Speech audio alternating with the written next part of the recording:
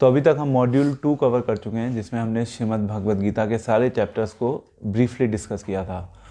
अब हम शुरू कर रहे हैं मॉड्यूल 3। मॉड्यूल 3 में हम श्री उपदेशामृत करके एक पुस्तक है जो कि रूप गोस्वामी के द्वारा लिखी गई है, उस पुस्तक को हम डिस्कस करेंगे। इस पुस्तक में कुछ इम्पॉर्टेंट श्लोक्स हैं, I think around 6 to 8 important shlokas हैं जिनके ऊपर हम चर्चा करेंगे और इसको हम 4 सेशंस में कवर अप करेंगे। श्रील प्रभुपाद इस बुक के प्रीफेस में, यानी कि इंट्रोडक्शन सेक्शन में प्रीफेस में लिखते हैं, कृष्ण भावनामृत में प्रगति अनुयायी की मनोवृत्ति पर निर्भर करती है। So that means advancement in Krishna consciousness depends on the attitude of A follower. अगर आप इस संसार में भी हैं, इस संसार में अगर आप कोई बिजनेस कर रहे हैं या अगर आप जॉब में हैं, तो कहीं भी आप हैं तो आप हमेशा लाइफ में चाहते हैं कि हम प्रगति करें। इसी प्रकार से श्रील प्रभुपाद कह रहे हैं कि अगर हमें अपनी कृष्णा कॉन्शियसनेस यानी कि स्पिरिचुअल लाइफ में प्रगति करनी है, तो स्पिरिचुअल लाइफ में प्रगति करने के लिए हमारा जो मनोवृत्ति है, हमारी जो मनोवृत्ति है जिसको बोलते हैं एटीट्यूड, उसके ऊपर बहुत ज़्यादा ये डिपेंड करता है कि आप प्रगति कैसे करेंगे, कैसे आपकी जो चेतना है, आपकी चेतना का विकास कैसे होगा। तो मनोवृत्ति में क्या होता है कि आपकी जो मनोभावना है, आपके मन में उस चीज़ को लेने के पीछे आपका क्या थॉट है, क्या कॉन्सेप्शन है, आप क्यों उसको ले रहे हैं और क्या बार बार आप विचार कर रहे हैं कि यस मैं इस चीज़ को फॉलो कर रहा हूँ, इस चीज़ को फॉलो करने का ये रीज़न है। आप केवल एक मोनोटोनस बेसिस पे अगर कृष्णा कॉन्शियसनेस की जर्नी को अपनी लाइफ में शुरू कर दें, just because someone has told me I am following it, so it may be good for the initial years, शुरू के सालों में वो ठीक हो सकता है। बट अगर आपको एक लंबी रेस का घोड़ा बनना है तो आपको बार बार अपने लक्ष्य के ऊपर बिल्कुल क्लियर होना चाहिए कि ये मेरा लक्ष्य है, इस लक्ष्य को पाने के लिए मैं कृष्ण भावनामृत में अलग अलग प्रयास कर रहा हूँ। तो हमेशा लक्ष्य को याद रखिए, मैं ये क्यों कर रहा हूँ और इसको कैसे करना है, उससे आपकी मनोवृत्ति विकसित होती है। उसके बाद अगर हम आगे चलते हैं तो श्लोक नंबर 1 उपदेशामृत। वाचो वेगम मनस क्रोध वेगम, जिह्वा वेगम उदर उपस्थ वेगम, एतान वेगान यविष्येत धीरा, सर्वाम अपि इमाम पृथ्वीं सशिष्यात्। अनुवाद: वह धीर व्यक्ति जो वाणी के वेग को, मन की मांगों को, क्रोध की क्रियाओं को तथा जीव, उदर एवं जननेंद्रियों के वेगों को सहन कर सकता है, वह सारे संसार में शिष्य बनाने के लिए योग्य है। तो अगर आप इस पुस्तक को देखेंगे जो कि रूप गोस्वामी के द्वारा इसको लिखा गया है, इस पुस्तक में रूप गोस्वामी एक श्लोक में बहुत सारे गूढ़ रहस्य बता रहे हैं। किस प्रकार से हमें भक्ति में प्रगति करनी है, तो हमें क्या करना है, क्या नहीं करना, इसको हम प्रैक्टिकली बोलते हैं डूज एंड डोंट्स। तो कृष्ण भावनामृत में अगर हमें आगे बढ़ना है तो हमें पता होना चाहिए कि हमें क्या करना है अपने जीवन में, क्या नहीं करना, दोनों के बारे में हमें बिल्कुल क्लियर ज्ञान होना चाहिए। तो यहाँ पे एक जो गोस्वामी होते हैं, गोस्वामी टाइटल हमने सुना है, जो गोस्वामी होते हैं उनको अपने जीवन में किस प्रकार से कुछ सिद्धांतों का पालन करना चाहिए।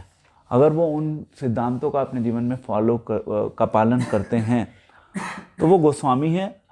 अगर वो अपने जीवन में उस सिद्धांतों का पालन नहीं करते तो वो क्या है, गोदास। तो गोस्वामी शब्द का मतलब क्या है? गो का मतलब होता है इंद्रियां, हमारी सेंसेस।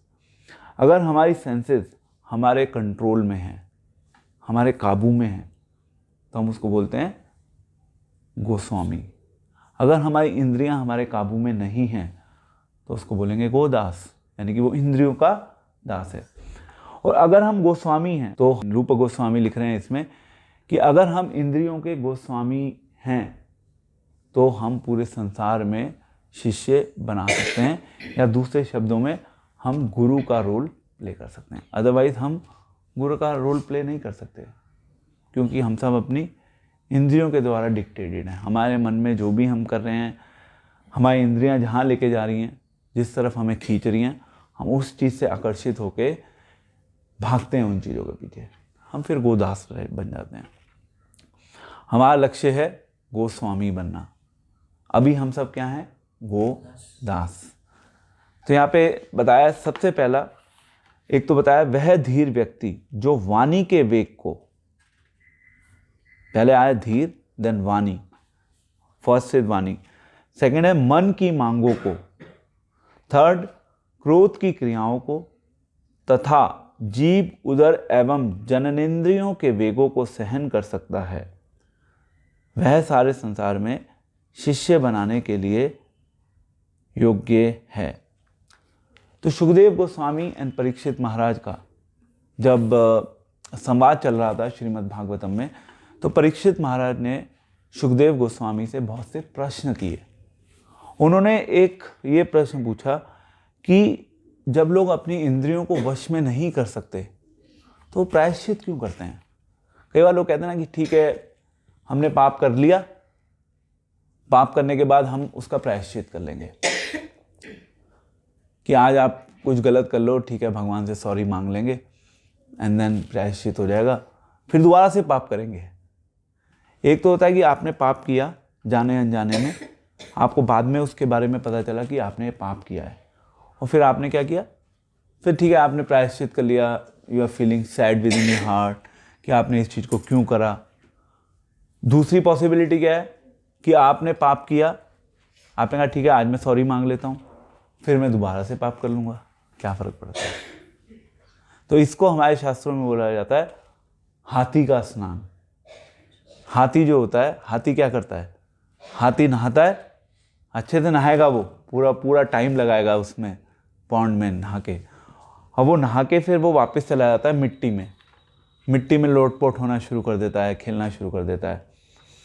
तो जो इंद्रियों को वश में नहीं करते और बार बार सॉरी मांगते रहते हैं, उस हाथी के समान है, हाथी के स्नान के समान है। ऐसे स्नान का फ़ायदा क्या है?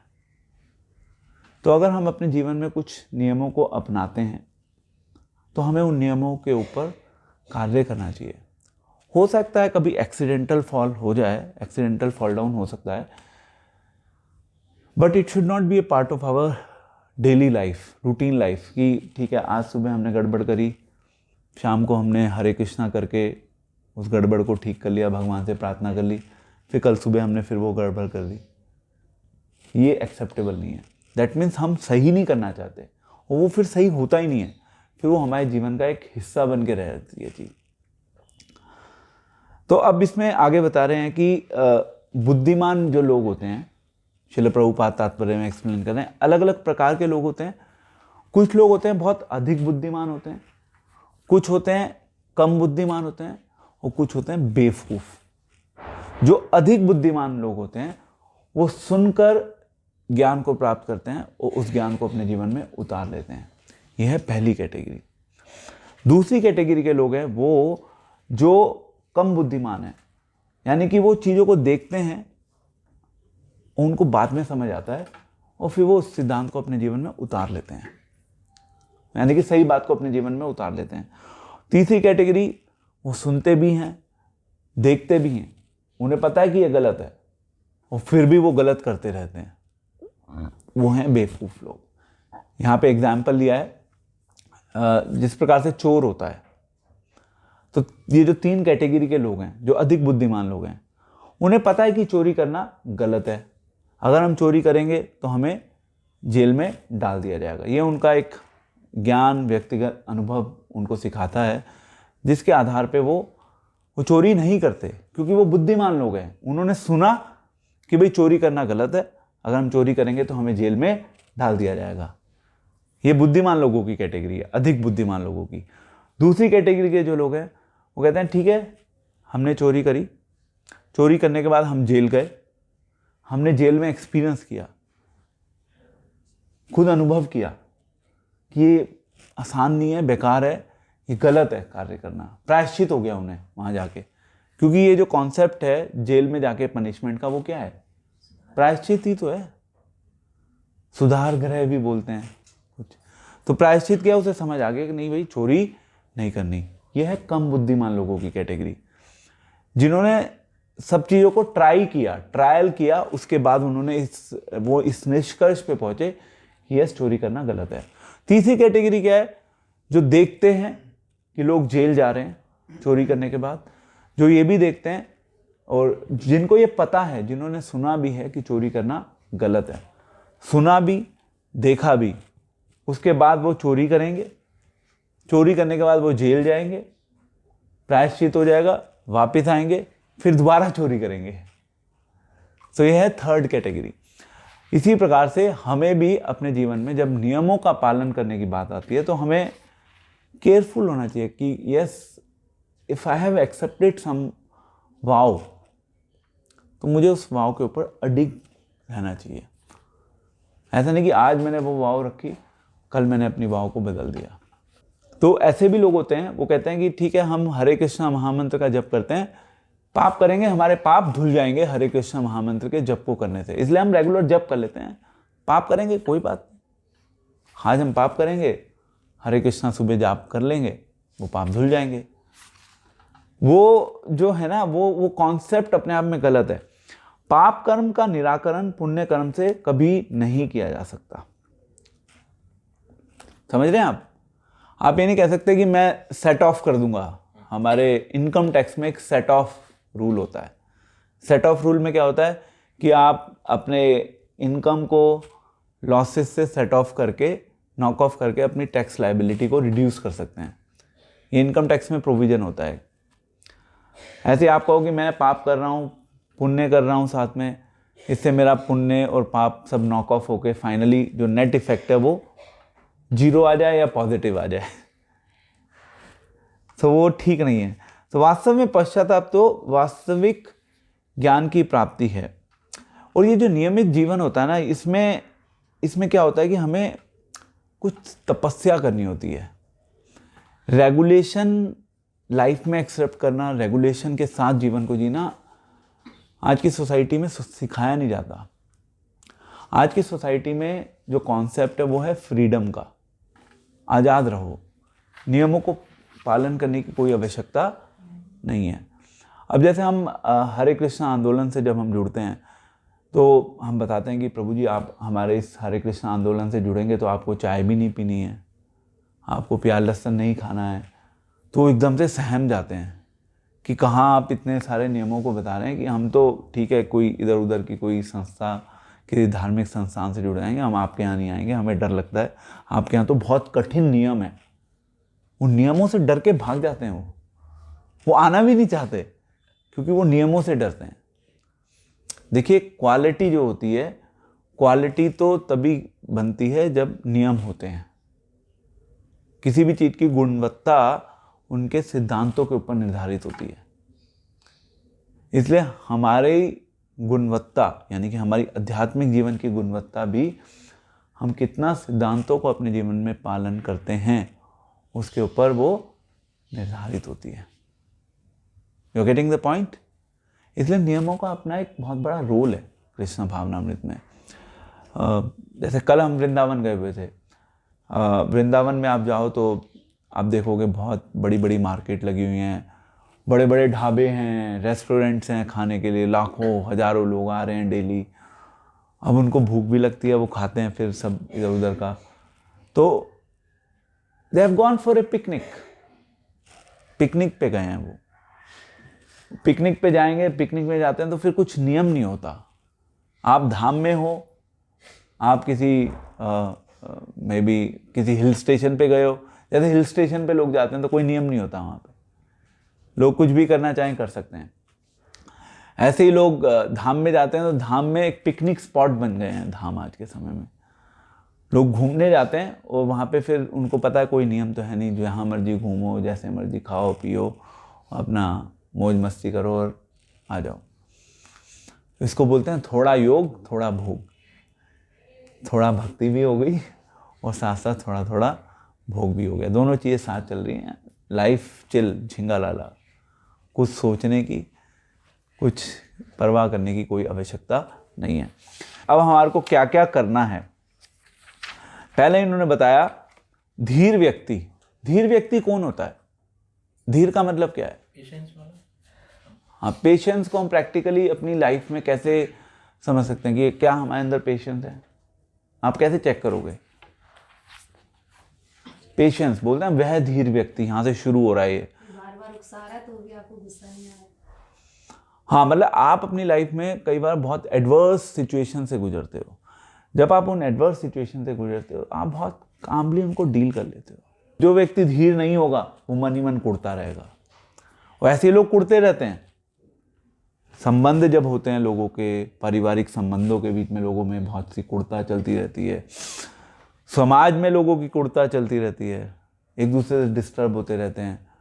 Traffic is another big challenge. आप गाड़ी चला रहे हो, पता चला बहुत लंबा ट्रैफिक जैम लगा हुआ है, क्या कर सकते हो? कुछ नहीं कर सकते। You are helpless. आप खड़े हुए केवल ट्रैफिक जैम में मैक्सिमम हॉर्न ही बजा सकते हो। इंडिया में तो हॉर्न बजा सकते हो, बट बाहर आपके पास हॉर्न बजाने का भी राइट नहीं है। अगर आप हॉर्न बजाओगे बाहर तो आपको चालान हो जाएगा। इंडिया में कोई फर्क नहीं पड़ता इस चीज़ का, बाहर फर्क पड़ता है। तो वह धीर व्यक्ति से शुरू हो रहा है जो वाणी के वेग को, अब हम वाणी के वेग की बात कर रहे हैं। अब हमारी ना एक प्रवृत्ति होती है बोलने की। वाणी का वेग मतलब इसको बोलते हैं वाक शक्ति। वाक शक्ति मतलब आपकी वाक शक्ति बहुत बड़ा रोल प्ले करती है आपकी प्रगति में भी और आपको की अधोगति में भी।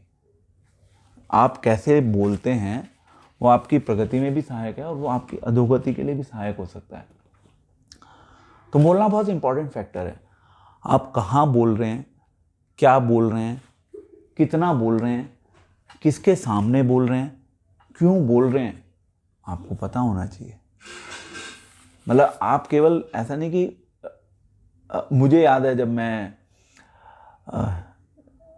कॉलेज डेज में क्या होता है कि नॉर्मली फ्रेंड्स होते हैं, फ्रेंड्स के ग्रुप्स होते हैं, उसमें लड़के भी होते हैं, लड़कियां भी होती हैं, ऐसे हमारे भी ग्रुप्स से। उसमें क्या होता है, जनरली जो टेंडेंसी होती है, even in the corporate life generally tendency होती है, वो लड़के जो होते हैं, मतलब वो लड़कियां भी हो सकते हैं, मुझे नहीं पता, बट लड़कों को मैंने स्पेसिफिकली देखा है। लड़कों की टेंडेंसी होती है बड़ी बड़ी बातें करेंगे, या वो अपने आप को बहुत ज़्यादा इंटेलिजेंट दिखाने का प्रयास करते हैं कि वो बहुत ज़्यादा बुद्धिमान है लड़कियों के सामने। उसको बोलते हैं अपनी शेखी बघारना बोलते हैं उसको। बातें करते रहते हैं। I am the best, they just want to prove with in that group I am the best. ये कॉन्सेप्ट मुझे कभी समझ नहीं आया। आपने 4 लोगों के बीच में प्रूव कर दिया I am the best, what are you going to achieve from that? आपको फॉल्स प्राइड जरूर मिल सकता है, आपको बहुत अच्छा बोलना आता है इसलिए आप बोलते रहते हो। कुछ ग्रुप्स होते हैं ऐसे, वहाँ पे 10 लोग होंगे तो 2-3 लोग होंगे वो बोलते ही रहते हैं और 6-7 लोग उन्हें चाहिए सुनने के लिए, वो बेचारे चुपचाप सुनते रहते हैं। तो वाणी का वेग जो है ना, बोलना तो कोई भी बोल सकता है, परंतु कहाँ बोलना है, कितना बोलना है, कैसे बोलना है, क्यों बोलना है, ये पता होना बहुत आवश्यक है। और जो सामने वाला है, बोलते समय सामने वाले की पात्रता को भी देखना होता है। क्या सामने वाला सुनने के लिए तैयार है आपकी बात को? हो सकता है आपको कृष्ण भावनामृत के बारे में बहुत ज्ञान हो, ऐसा हो सकता है, ठीक है, आपने 20 साल लगा दिए कृष्णा कॉन्शियसनेस में, अब आपको लगता है ठीक है मैं तो कृष्णा भावनामृत की बात किसी से कहीं भी कर सकता हूँ क्योंकि मुझे बहुत कुछ पता है, I can speak for the whole day. अगर मुझे प्रवचन देने का अवसर मिले तो मैं पूरे दिन भी बोल सकता हूँ। बट क्या सामने जो सुनने वाला है वो सुनना चाहता है आपकी बात को? ओके, ये जो वाणी का वेग है, वाणी के वेग में कई बार लोग, कुछ हमारे जो स्पिरिचुअलिस्ट हैं वो कहते हैं कि वाणी का वेग मतलब कि आपको कुछ बोलने की आवश्यकता नहीं है, जस्ट बी साइलेंट, मौन व्रत रखिए। आप जितना मौन व्रत रख सकते हैं उतना आपकी वाणी जो है वो कंट्रोल में है। ये विचारधारा भी गलत है, क्योंकि एक भक्त जो होता है वो अपनी वाणी का इस्तेमाल कृष्ण के नाम के प्रचार में, कृष्ण के गान, कृष्ण के यश के गान में करता है वो। तो ऐसा नहीं कि हमें केवल चुप बैठना है। जहाँ पे हमें लगता है कि यस, यहाँ पे कृष्ण के प्रचार की आवश्यकता है, लोग कृष्ण के बारे में जानना चाहते हैं, वहाँ पे उसको बोलना भी होगा। तो वाणी का वेग इम्पॉर्टेंट है, उसको यूज़ करिए कृष्ण की वाणी का प्रचार करने में, कृष्ण का गुणगान करने में, कृष्ण नाम लेने में, कृष्ण संकीर्तन में भाग लेने के लिए। तभी आपकी जो वाणी है ना वो सही ढंग से कंट्रोल में रहेगी। सो वाणी का वेग पहला। दूसरा है मन की मांग। देखिए हमारा जो मन है ना, हमारा मन क्या है, बहुत चंचल है। चंचलम ही मना कृष्ण। अर्जुन ने बोल दिया कि भगवान ये जो मन है ये तो बहुत ज़्यादा चंचल है, मैं वायु को अपने कंट्रोल में कर सकता हूँ, बट मन को कंट्रोल करना मेरे लिए बहुत मुश्किल कार्य है। तो क्या होता है, जब हमारा मन हमारे कंट्रोल में नहीं होता तो हमारे मन में अलग अलग वेग आते हैं। वेग का मतलब समझ रहे हैं आप? वेग का मतलब क्या है? कुछ भी पटांग आता है या कुछ भी सोच सकते, मतलब अपने आप एक प्रेशर आया, कहता है ना झोंका हवा का। जब हवा का झोंका आता है तो एकदम से वो सब चीज़ों को उड़ा के ले जाता है। तो इसी प्रकार से जब हमारे जीवन में अलग अलग वेग आते हैं, वो हमें अलग अलग प्रकार से परेशान करते हैं, है ना। तो मन का वेग क्या है? मन का वेग हम सबको परेशान करता है। जब मन करा तब सो गए, जब मन करा तब खा लिया, जब मन करा तब किताब खोल के बैठ गए, जब मन किया तब ओके मोबाइल में लग के कुछ कर लिया, कंप्यूटर में अपने आप को बिजी कर लिया। ये क्या है? ये हमारी एक्चुअली मन का वेग है। मार्केट में गए, ओके बहुत सारी दुकानें हैं खाने की, अलग अलग ऑप्शंस हैं, एकदम से मन में विचार आया कि let me go to this shop and have something, grab something, just grab it, just go and grab it, और आपने अपने मुंह में डाल दिया बस। तो ये क्या है? ये है मन का वेग। आपके मन में अलग अलग विचार एकदम से आते हैं, वो आपके मन को हर लेते हैं। जब वो वेग आपके मन को हर लेते हैं तो क्या होता है, क्या होगा फिर आपकी जो बुद्धि है ना, बुद्धि काम नहीं करेगी। फिर आपका जो मन है, मन हावी हो चुका है। मन जो चाहेगा वो करने की कोशिश करेगा। अगर आपको लगता है कि आपकी कैपेसिटी में है तो आप उस चीज़ को कर डालते हो। इसलिए ये चीज़ कंडेम की गई है कि मन को कंट्रोल करो। मन को कंट्रोल में अगर हमें करना है तो उसके लिए क्या करना होगा? अपने मन के द्वारा हमें भगवान कृष्ण के चरण कमलों के ऊपर चिंतन करना होगा, भगवान कृष्ण की सेवा करनी होगी। सेवा जब हम करते हैं, सेवा करने से क्या होता है, हमारा मन जो होता है वो भगवान के ऊपर निवेशित हो जाता है। यानी हमारी सारी एनर्जी भगवान के ऊपर निवेशित हो जाती हैं। इसलिए बोलते हैं मना कृष्ण निवेशयात। उसका रिजल्ट क्या होगा? वेग नहीं आएंगे। अभी हम जो वाणी के वेग की बात कर रहे थे, वहाँ पे श्रील प्रभुपाद मेंढक का एग्जाम्पल देते हैं। आपने देखा मेंढक क्या करता है? वो टर टर टर करता रहता है। वो टर टर टर टर करता रहेगा, उससे रिजल्ट क्या होगा? सांप आएगा और सांप आके उसको खा ले जाता है। तो मेंढक खुद ही सांप को आमंत्रित करता है उसको खाने के लिए। तो यानी कि वो अपनी वाणी को गलत ढंग से इस्तेमाल करता है। We need to be careful, हम अपनी वाणी को किस ढंग से इस्तेमाल करें, क्योंकि ये ही वाणी है जो अच्छे अच्छे संबंधों को बना सकती है, और यही वाणी है जो अच्छे अच्छे संबंधों को बिगाड़ भी सकती है।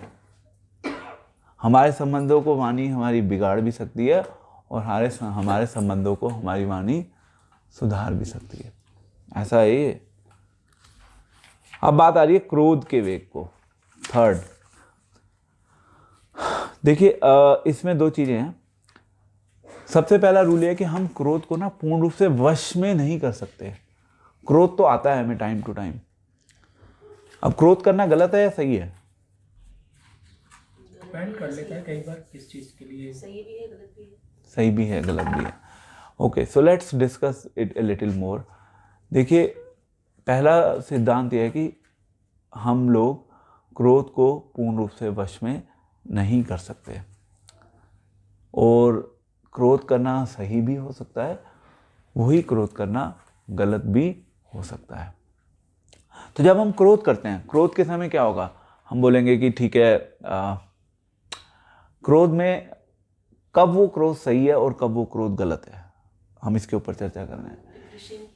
एक वो क्रोध है जहाँ पे आपकी लेट से कुछ इच्छा आपने की, वो इच्छा अगर आपकी पूरी नहीं हुई, और जब वो इच्छा पूरी नहीं हुई तो उससे आपके अंदर क्रोध आ रहा है।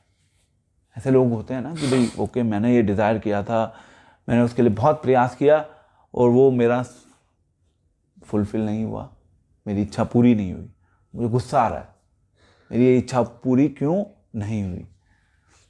तो ये आपने अपने लिए क्रोध किया ना, ये डेंजरस है, ये आपके लिए घातक है, क्योंकि आप अपने आप को केंद्र में बनाकर, केंद्र में मानकर इस क्रोध को कर रहे हैं। तो इसका सॉल्यूशन क्या है? इसका सॉल्यूशन चैतन्य महाप्रभु ने दिया, तनादपि सुनिचेना तरोर एव सहिष्णुनाम अमानी न मान देना कीर्तनीय सदा हरि। तो चैतन्य महाप्रभु ने कहा कि जो तनादपि सुनिचेना, यानी कि आप बनिए घास के तिनके से भी ज़्यादा दीन। जब हम अपने आप को दीन मानते हैं, उसका रिजल्ट क्या होगा? उसका रिजल्ट ये होगा कि हम हमेशा अपने आप को सुप्रीम नहीं मानेंगे। हम जानते हैं कि हम दीन हैं, हमारी क्या वैल्यू है, हम अपनी बात को रख सकते हैं, लोग एक्सेप्ट करेंगे या लोग रिजेक्ट करेंगे, it is up to them, it doesn't matter. तो तनादपि सुनी जाए तरोर एव सहिष्णुनाम, अगर अंदर हमारे अंदर सहिष्णुता है, किसके समान? जो पेड़ होता है, पेड़ का जो ट्रंक होता है, तना, वो बिल्कुल स्ट्रांग खड़ा रहता है, वेदर की एडवर्स सिचुएशंस भी आती हैं तो वो खड़ा रहता है, स्ट्रांग है ना वो बहुत। तो इसी प्रकार से हमें भी लाइफ में स्ट्रांग होना चाहिए। सिचुएशंस हमारे फेवर में भी हो सकती हैं, सिचुएशंस अनफेवरेबल भी होंगी, we have to go along. तो ये तो वो हो गया क्रोध, जब हम क्रोध अपनी इच्छाओं की पूर्ति ना होने की वजह से कर रहे हैं, वो क्रोध बिल्कुल गलत है। दूसरा क्रोध वो क्रोध है जब आप भक्तों के समाज में रहते हैं। अब हम बात कर रहे हैं डिवोटीज कम्युनिटी में। डिवोटीज कम्युनिटी में जब आप कृष्ण भावनामृत का प्रचार कर रहे हैं, आपको कई बार ऐसे भी लोग मिल सकते हैं जो भगवान कृष्ण के भक्तों के ऊपर कुछ कुछ उल्टा सीधा बोल सकते हैं। तो जब ऐसी स्थिति आएगी तो आपको क्रोध भी आ सकता है, और उस क्रोध में कोई खराबी नहीं है, क्योंकि वो भगवान को डिफेम कर रहे हैं, भगवान के भक्तों को डिफेम कर रहे हैं। तो वो डिफेमी जो है, हम उसको बियर नहीं कर सकते। तो हमने क्या किया, अपने उस क्रोध को सही दिशा में केंद्रित कर दिया। तो ये क्रोध गलत नहीं है। जिस प्रकार से माता पिता अपने बच्चों के ऊपर क्रोध करते हैं, क्यों करते हैं? जिससे कि वो बच्चे जो हैं वो बदमाशी ना करें, बच्चों के हृदय में अपने माता पिता का थोड़ा डर भी बना रहे। तो एक तो होता है प्रेम, दूसरा होता है डर। अगर डर बना रहता है रिलेशनशिप्स में तो रिस्पेक्ट मेंटेन रहती है, अदरवाइज रिस्पेक्ट लूज कर देते हैं। तो डर भी जरूरी है। तो माता पिता का डर बच्चों के माइंड में रहता है तो बच्चे गलत चीज़ें नहीं करते। अदरवाइज बच्चे फ्री हैं कुछ भी करने के लिए, उनका माइंड तो उनके कंट्रोल में है नहीं, वो कुछ भी कर सकते हैं, कभी भी कर सकते हैं, कहीं भी कर सकते हैं। बच्चों के अंदर इतनी समझ भी नहीं है, परंतु माता पिता को पता है ना बच्चों के लिए क्या सही है क्या गलत है। इसी प्रकार से एक भक्त जानता है कि दूसरे लोगों के कल्याण के लिए क्या सही है, तो कभी कभी उस भक्त को क्रोध करना होता है। एक गुरु अपने शिष्य के ऊपर क्रोध कर सकता है ना। गुरु अपने शिष्य को डांट सकता है, उसको बोल सकता है कि भाई आप यहाँ पे गलत कर रहे हो। गुरु ही तो करेगा, और कौन करेगा? Who else can do this? So ये हो गया क्रोध।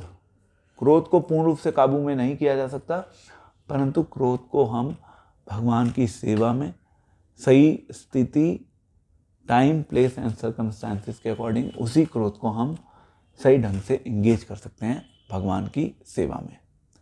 ठीक है। अब पेज नंबर 6 पे देखिए, क्रोध के ही रेफरेंस में एग्जाम्पल दिया है शिल प्रभुपाद ने। शिल प्रभुपाद ने हनुमान जी का उदाहरण लिया है, और अर्जुन का उदाहरण लिया है। हनुमान जी ने लंका को जलाया, लंका को जलाने के लिए उन्हें क्रोध चाहिए था, नहीं तो वो लंका नहीं जला सकते थे। अर्जुन ने कुरुक्षेत्र के मैदान में युद्ध करना था, उसको क्रोध होगा तभी वो युद्ध कर पाएगा, अदरवाइज वो युद्ध नहीं कर पाएगा। तो इट वॉज ए नेसेसिटी। और भगवान उसको उकसा रहे किस चीज के लिए? क्रोध करने के लिए। भगवान ही उकसा रहे हैं अर्जुन को क्रोध करने के लिए। अब बात आ रही है जीभ के वेग की। हम सबको क्या है? टेस्ट चाहिए होता है। जीभ का काम क्या है? टेस्ट करना और बोलना। टर टर टर मेंढक वाली बात हो रही थी ना, बोलती रहती है, बोलती रहती है, बोलती रहती है। एंड दूसरा जीभ को टेस्ट चाहिए अलग अलग। अब हम टेस्ट को कैसे मेंटेन करें? टेस्ट तो चाहिए जीभ को। How do we deal with it? इतने स्वादिष्ट व्यंजन होते हैं आजकल तो अगर आप मार्केट में जाएं तो मार्केट में तो रेस्टोरेंट्स की लाइन लगी हुई है। तो डिवोटीज उस चीज़ में इंटरेस्टेड नहीं होते। डिवोटीज बाहर का इसलिए नहीं खाते। डिवोटीज के जीवन में ये एक नियम होता है जिसको वो स्ट्रांगली फॉलो करते हैं कि हमें बाहर का नहीं खाना। ये हमारा एक नियम है। ठीक है, हम बाहर का मिल्क ले सकते हैं, सम फ्रूट्स हम ले सकते हैं डिपेंडिंग ऑन नेसेसिटी। कभी जूस लेना है वो ले सकते हैं, या कुछ मिल्क प्रोडक्ट्स ले सकते हैं। Some vegetables we may have to eat somewhere. But अगर आप बात करें कि अन्न खा रहे हैं, अनाज खा रहे हैं, दैट इज़ नॉट एक्सेप्टेबल। और ये बड़ा मुश्किल होता है छोड़ना। कई बार लोग कहते हैं कि भाई आप लोग रहते कैसे हैं बाहर? आप लोगों को ट्रैवल करना पड़े तो आप कैसे जिएंगे? आप तो ये नहीं खा रहे, वो नहीं खा रहे, बाहर का नहीं खा रहे, how you are going to manage it? And मेरा व्यक्तिगत अनुभव है कि भगवान अरेंज कर देते हैं मोस्टली। तो बाहर का नहीं खाना, उससे क्या है कि हमारी जीभ कंट्रोल में रहेगी। प्लस दूसरा, अगर हम घर में भी खाते हैं तो हम कृष्ण प्रसाद खाते हैं, यानी कि हम पहले उस भोजन को भगवान को अर्पित करते हैं। भगवान को अर्पित करने के बाद उसको हम प्रसाद के रूप में ग्रहण करते हैं। और जब आप प्रसाद के रूप में ग्रहण करते हैं तो ऐसा नहीं कि उसमें टेस्ट खत्म हो गया।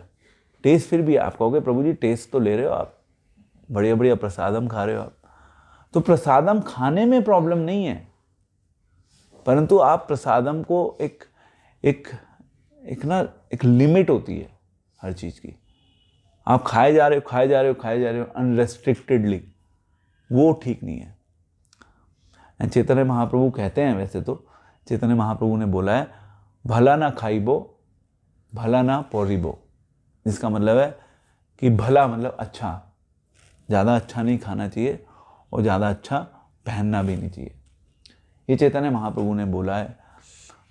But yes, they are different situations. हम भी अच्छा खाते हैं, अच्छा पहनते हैं, क्योंकि it's not that it is absolutely prohibited. But आप डेली कुछ अच्छा खा रहे हो, डेली कुछ अलग सा बढ़िया सा पहन के घूम रहे हो, वो एक्सेप्टेबल नहीं है।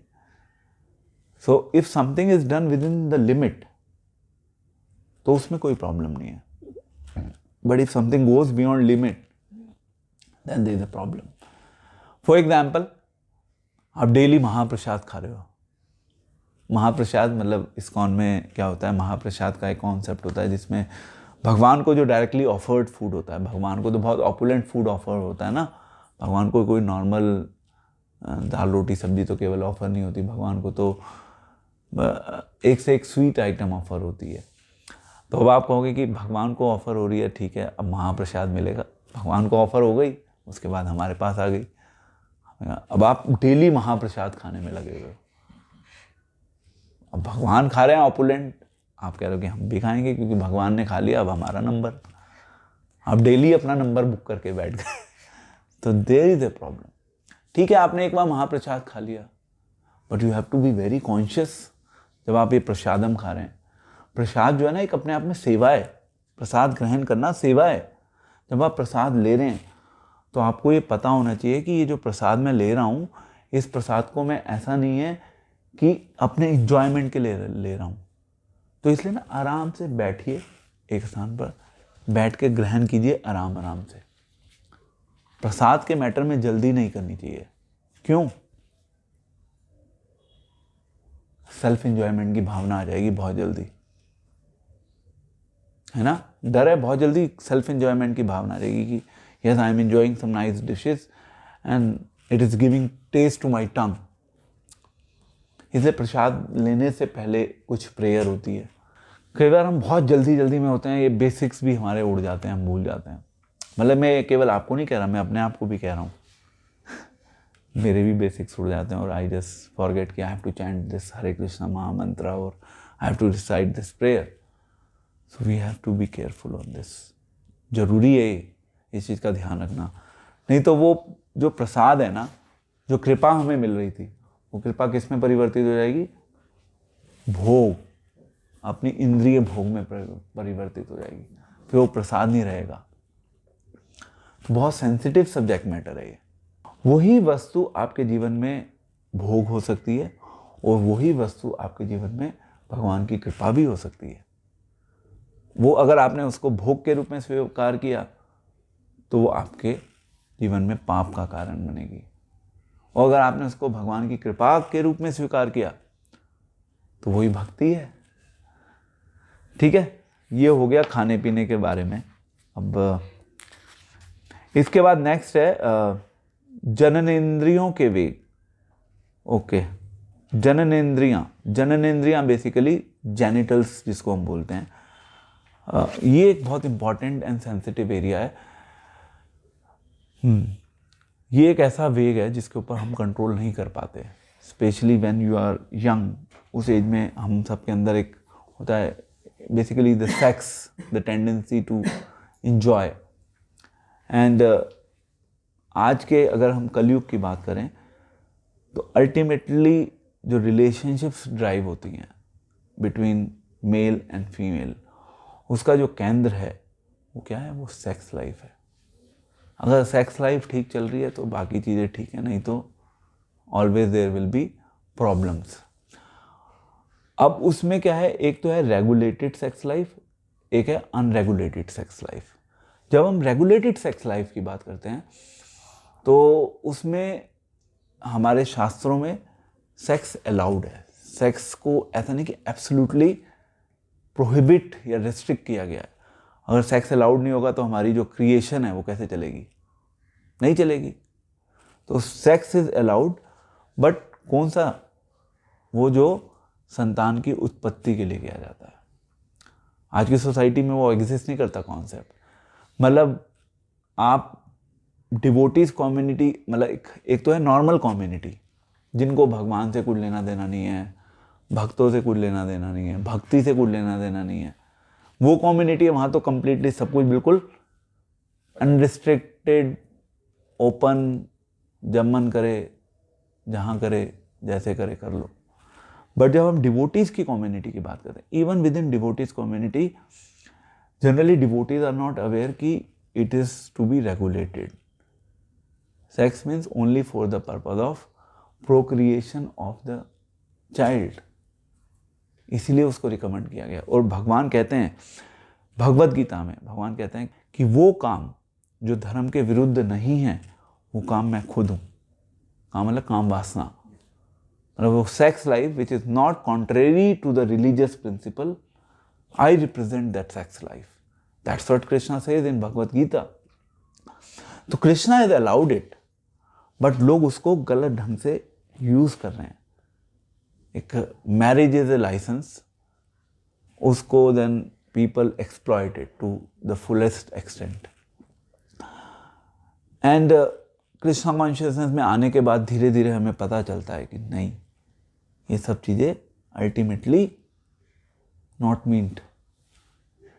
नियम आ गया ना यहाँ पे, और लोग इस नियम से डर जाते हैं। प्रभुपाद जब वेस्ट में थे तो प्रभुपाद यही बात कर रहे थे वहाँ पे भी। वेस्टर्नर्स को समझ नहीं आ रहा था क्या प्रभुपाद बोल रहे हैं। वहाँ तो सब कुछ बिल्कुल ही ओपन है, कोई नियम ही नहीं है। तो प्रभुपाद वेस्ट में भी कह रहे हैं no meat eating, no illicit sex, no gambling, and devotees could not digest even that time. That time means I am talking about now 70s। उस समय डिवोटीज को समझ नहीं आ रहा था, but Prabhupada was very strict to the principles. Prabhupada never compromised. Whether Prabhupada was in West or Prabhupada was in East, Prabhupada was always strict with regard to the principles. That was a major secret of Srila Prabhupada mission's success in the West. बहुत बड़ा secret है ये, क्योंकि प्रभुपाद ने कभी भी किसी चीज़ को कॉम्प्रोमाइज़ नहीं किया. और शुरू में ऐसा हो सकता है कि हम उस प्रिंसिपल को फॉलो ना कर पाएँ. एटलीस्ट एज ए प्रिंसिपल उस चीज़ को एक्नॉलेज तो कर ले, अप्रिशिएट तो कर ले कि यस इट इज़ रॉन्ग, है ना. We all are in family life, हमें पता है, हम उस चीज़ को एक्सेप्ट कर पा रहे हैं कि यस ये गलत है, क्योंकि हम लोगों को उस चीज़ का एक्सपोजर है, या हम लोगों ने वो जो कॉन्सेप्ट ऑफ रेगुलेशन है, हमने उस चीज़ को एडॉप्ट किया अपनी लाइफ में. भोगियों को तो कोई परवाह ही नहीं है इन सब चीज़ों की. आपने देखा सोसाइटी में लोगों को, वो इन सब चीज़ों के बारे में सोचें, विचार करें. But somehow we are fortunate enough कि हमें इस चीज़ के बारे में ज्ञान मिल गया है. बस उस ज्ञान को विज्ञान में परिवर्तित करने में थोड़ी प्रॉब्लम हो सकती है. हो सकता है हम फंसे हों, हमारी अपनी कंडीशनिंग्स हों और इमिडिएटली हम उससे बाहर ना निकल पाए. नो प्रॉब्लम, बट एटलीस्ट आपने उसको एक्सेप्ट तो किया कि as a principle it should be followed. ठीक है. ओके, सो अब हम एक बार दोबारा से पढ़ते हैं. Let's read it again. ये वाला ही अनुवाद. वह धीर व्यक्ति जो वाणी के वेग को, मन की मांगों को, क्रोध की क्रियाओं को तथा जीभ, उदर एवं जननेंद्रियों के वेगों को सहन कर सकता है, वह सारे संसार में शिष्य बनाने के लिए योग्य है. अब यहाँ पे देखा आपने, ये जो जीभ है, हमारी जीभ, उदर एंड जननेंद्रियाँ, ये तीनों एक ही डायरेक्शन में है.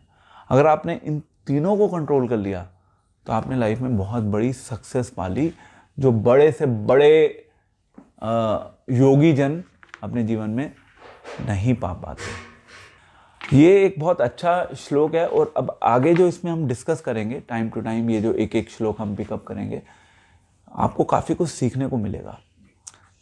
एंड मतलब मुझे ऐसा लगता है कि it's like a revision for me, because क्या होता है with the passage of time आपके खुद के वो प्रिंसिपल्स ना ड्रिल डाउन हो जाते हैं, इवेपोरेट हो जाते हैं आपके उस प्रोसेस में. देन यू रियलाइज कि am I on the right track, क्या मैं ये चीज़ सही कर रहा हूँ. Then I have to rework on myself. This is like I was talking about the concept of reinforcement. So when I tell you, that means I also should remind myself to follow it again and again with more sincerity. Krishna consciousness is all about sincerity. इसीलिए प्रभुपाद ने शुरू में इसके preface में बोला, advancement in Krishna consciousness depends on the attitude of a follower. And Prabhupada इसीलिए चाहते थे क्वालिटी. प्रभुपाद क्वांटिटी में इंटरेस्टेड नहीं थे. हमारा फोकस कई बार ऐसा लगता है कि ओके हम क्वांटिटी के पीछे भाग रहे हैं, बट अल्टीमेटली क्वांटिटी इतना बड़ा रोल प्ले नहीं करती. क्वालिटी कम आए पर सिंसियर आए. लॉन्ग रन में क्वालिटी ही सस्टेन करेगी, क्वांटिटी सस्टेन नहीं करती. और ये सब जगह ही अप्लाई होता है. So we have to work on our own quality. Individual capacity में अपना असेसमेंट कीजिए कि यस कि क्या मैं क्वालिटेटिव प्रोग्रेस कर रहा हूँ. इसीलिए जब हम चैंटिंग करते हैं ना, तो चैंटिंग में भी दो असेसमेंट होते हैं. एक होता है क्वांटिटेटिव असेसमेंट और एक होता है क्वालिटेटिव असेसमेंट. क्वांटिटेटिव का मतलब कि आप कितनी माला का जप कर रहे हैं. हम आपसे पूछेंगे okay how many rounds you are chanting.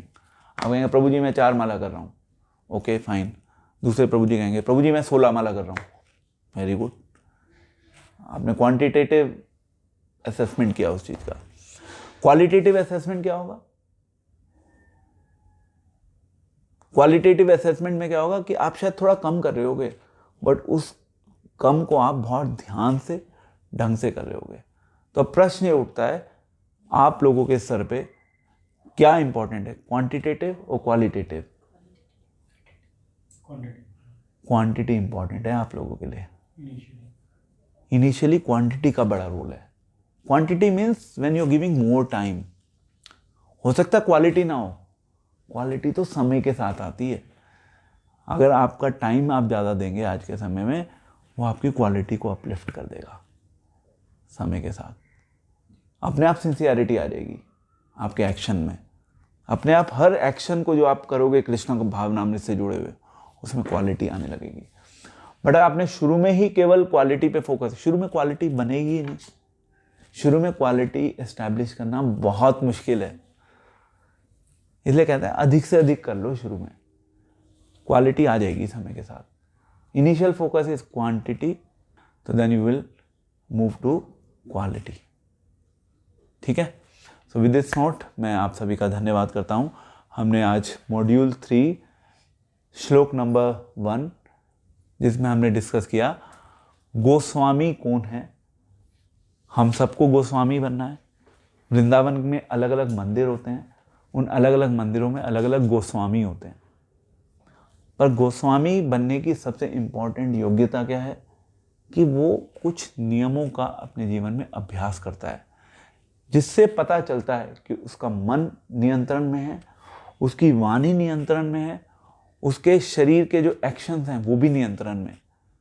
शरीर के एक्शंस जो नियंत्रण में होते हैं उसको बोलते हैं शारीरिक तपस्या करना। सुबह जल्दी उठना क्या है? क्या है सुबह जल्दी उठना? हाँ जी माता जी, क्या है सुबह जल्दी उठना? तपस्या ही है। शारीरिक तपस्या है। आप कहोगे भैया सुबह डेली उठना है और 5 बजे नहाना है। प्रभु जी क्या बात कर रहे हो आप, 5 बजे नहाना है? 5 बजे तो हमारी आधी रात होती है, उस समय आप उठा रहे हो हमें और नहला रहे हो सर्दियों में। ये शारीरिक तपस्या है। धीरे धीरे इन तपस्याओं को जब हम अपने जीवन में उतारना शुरू करते हैं ना, फिर हमारी अपने आप जो मानसिक वृत्ति है कृष्ण भावनामृत में, उसका अपने आप क्रमिक विकास होना शुरू होता है।